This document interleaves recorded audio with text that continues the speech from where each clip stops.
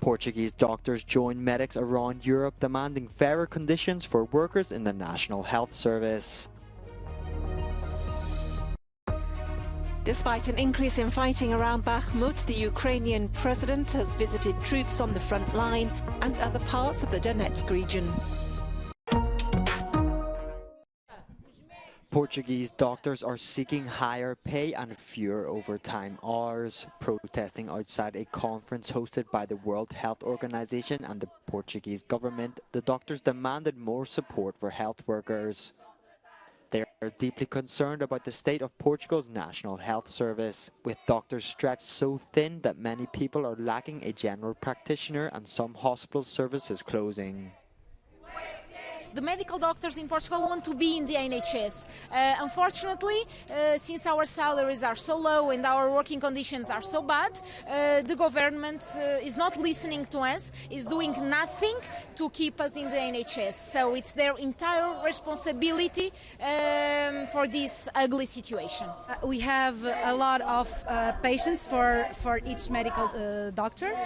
We would like to have fewer patients in our lists, because this way we could have more time to be with them and take care of them, and that is also one of the things we are fighting for.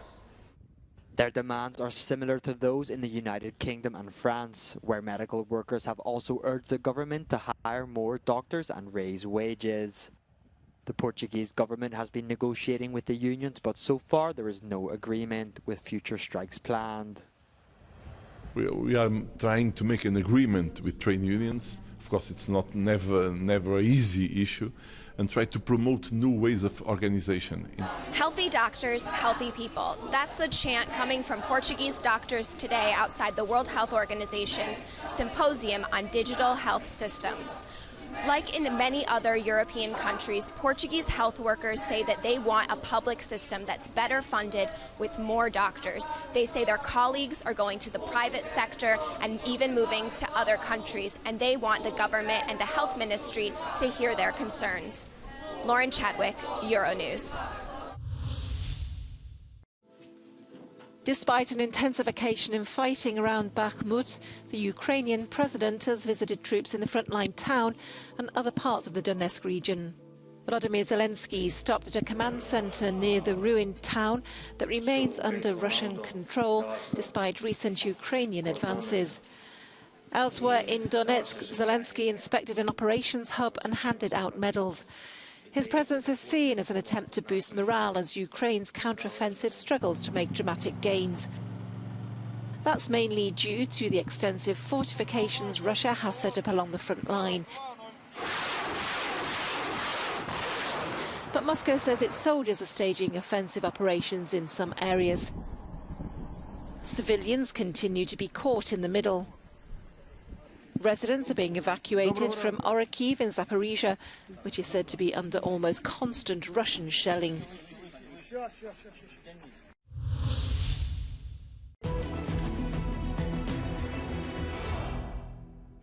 Ukrainian light infantry has advanced to positions beyond anti-tank ditches and Dragon's Teeth anti-tank obstacles that comprise the current Russian defensive layer ahead of the Ukrainian advance in western Zaporizhia region. And Ukrainian forces likely intend to hold these positions, says the Institute for the Study of War. Here is an animated illustration of the observed Ukrainian progress in newly available geolocated evidence from the past 24 hours. The Institute for the Study of War is warning it is not prepared to assess that Ukrainian forces have breached this Russian defensive layer in the absence of observed Ukrainian heavy equipment in these areas. So what is the geolocated footage that is available? The Institute for the Study of War says Ukrainian forces advanced to three-line positions that are east of the Russian anti-tank ditches and Dragon's Teeth obstacles that are part of a tri-layered defense immediately west of Verbove, that is here. This is about 18 kilometers southeast from Orikhiv. Let's take a closer look. There are also indications that Ukrainian forces have advanced up to Russian defensive positions between Robotine and Novoprokopivka.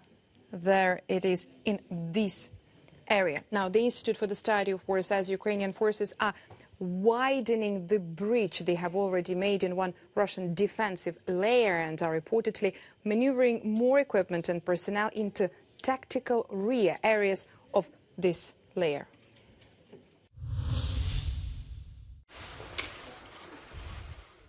According to a U.S. official, North Korean leader Kim Jong-un may travel to Russia soon to meet with President Vladimir Putin as the Kremlin tries to acquire military equipment for use in its war in Ukraine.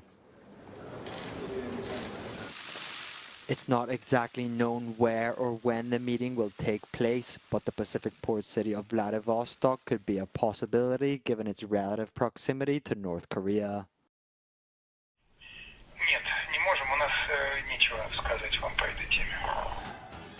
Is what the Kremlin answered to rumors. The Russian defense minister traveled to Pyongyang recently to try to persuade North Korea to sell artillery ammunition to Russia. We know that Russia is engaged in trade with North Korea, and definitely North Korea is a thorny issue for regional security in Northeast Asia and for the US and its allies. And that's where Russia really wants to prop up North Korea to create more troubles to the United States. The two countries are even considering holding their first ever military exercises. Russia seeks to quash the Ukrainian counteroffensive while North Korea is extending a record number of missile tests to protest US military actions. The US ambassador to the EU has told Euronews that any meeting between Moscow and North Korea would mean the West's strategy vis-à-vis Russia is working. According to Mark Gittenstein, Vladimir Putin has already lost the war. For Putin to go to North Korea for arms is an indication that our strategy is working. You know, our export controls and sanctions have just knocked his military back to the 19th century. So he's going to another country that he would never go to otherwise to get military equipment. And to me, it's an indication of Putin's failure and our success. So meanwhile, when you see Vladimir Putin, the Russian president, this week with the Turkish head of state Erdogan threatening, saying that if you don't stop the sanctions, I will not sign up onto a new grain deal in the Black Sea, how do you react to that?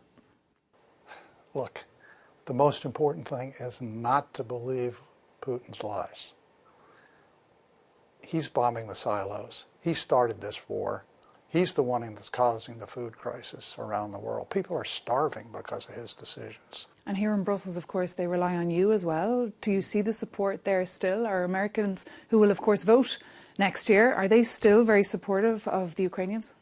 Americans, I like to believe, are a lot like I am. I watch television every day. It's like watching World War II on live stream. I mean, when you see Russians bombing maternity wards or blowing up apartment buildings, your natural moral instinct is to say we've got to do something about it. And I think that's how they act in the United States when I talk to them. And even Republican senators who I talk to often when they come here say the same thing to me. We'll be with you as long as you need us. Are you sure? Are we seeing that in the campaign? Not all of them, enough of them.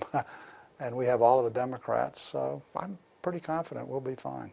Even though a lot of US officials were critical as well of the counteroffensive, saying it was too slow. There are a lot of people who are very happy with the way it's going and understand how difficult breaking a defensive regime like this is. When you have a fascist government run by a military that will do anything, it's hard to break that hold. But, you know, just like we did in World War II, these Ukrainians will do the same thing. I just got back from the D-Day beaches in Normandy, and I saw how difficult that is. I'm very confident the Ukrainians will win this, and I already know that Putin has lost it. So.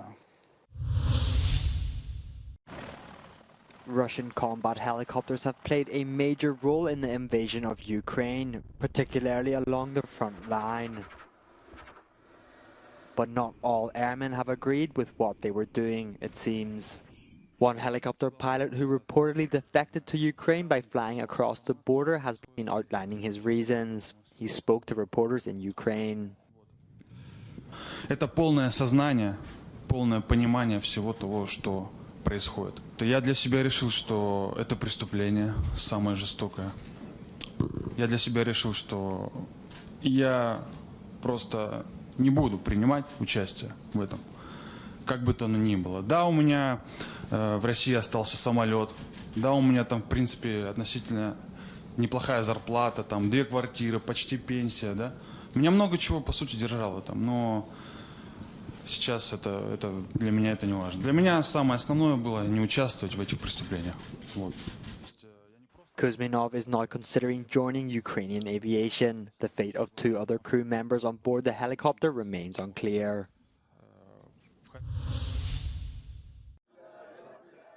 Hundreds of Moroccans gathered outside the parliament in Rabat to denounce the shooting dead of 2 holidaymakers by the Algerian Coast Guard last Tuesday. The pair had been jet skiing in Moroccan waters when they strayed across the maritime border between the 2 Mediterranean countries. The demonstrators accused the government in Rabat of not doing enough to challenge the Algerian authorities. The Algerian Defense Ministry claims the tourists had defied an order to stop several times.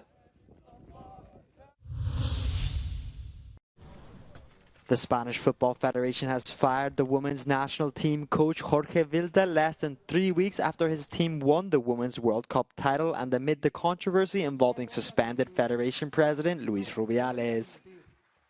Jorge Vilda was among those who applauded Rubiales when he refused to resign despite facing widespread criticism. Rubiales, who kissed player Jenny Hermoso without consent after the final, has been provisionally suspended by FIFA and is facing a Spanish government case against him.